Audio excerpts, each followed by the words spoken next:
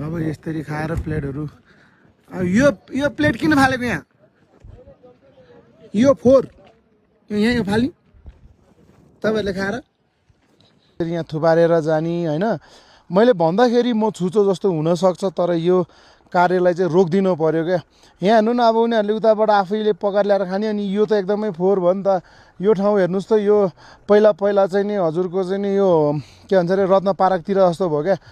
मुक्तिनाथ पार्किङमा फोहोर व्यवस्थापनको एकदमै आवश्यकता छ यो ठाउँमा देखेको छ मैले अर्को कुरा कस्तो भन्दाखेरि यो हाम्रो इन्डियन पर्यटकहरूले चाहिँ यसरी पार्किङमा आएर यसरी भात पकाएर यो खाने कार्यलाई चाहिँ सकिन्छ भने हजुरहरूले रोकिदिनुहोस् हामीलाई त केही फरक परेन हामीले रोक्न सक्दैन हामीले हजुरहरूको लागि पहल गरिदिने मात्रै हो हाम्रो होटल व्यवसायीहरूलाई घाटा पर्छ यसरी घाटा पर्ने साथसाथै यसरी वातावरणलाई पनि पोल्युसन हुन्छ हेर्नुहोस् यहाँ